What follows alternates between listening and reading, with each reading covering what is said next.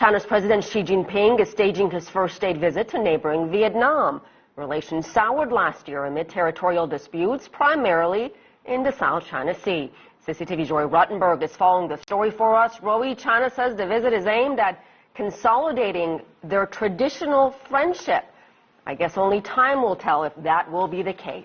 Well, it seems so, and it might be too early to tell. The visit marks 65 years of relations, and Xi Jinping was definitely well received with all of the fanfare you would expect, and perhaps even a bit more. He and his wife got to enjoy a rare 21-gun salute.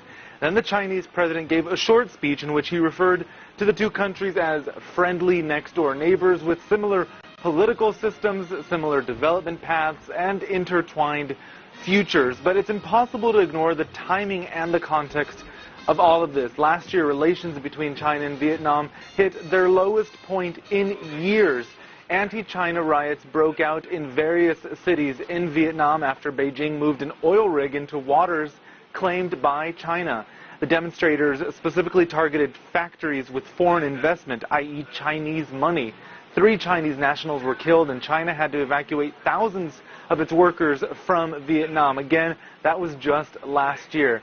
Now, we know this visit was supposed to focus on cooperation in areas like trade, education, and infrastructure. There were some 12 bilateral agreements signed, but no doubt the need to mend fences was a driving force, and the two agreed to, quote, manage disagreements in order to preserve stability on the seas. Asier? And of course, Vietnam's leader was here in Washington over the summer, and there's some concern that perhaps Vietnam, Hanoi, may be pivoting towards the United States. Absolutely, and no doubt Chinese officials that visit and the relationship. Nguyen Phu Trong became the first Vietnamese communist leader to visit the U.S., and he was welcomed at the White House.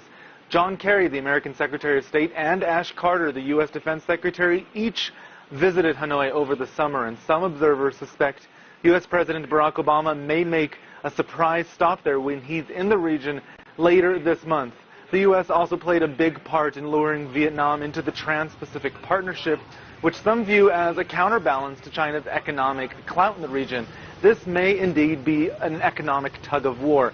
20 years ago, U.S. exports to Vietnam stood at less than $200 million. Now, they're close to $6 billion, but Beijing is still Vietnam's biggest vendor. More than a quarter of all imports coming into the country come from China. Asier, that's not a share of the pie Beijing appears keen to lose. All right, CCTV's Roy Ruttenberg for us. Thank you, Roy.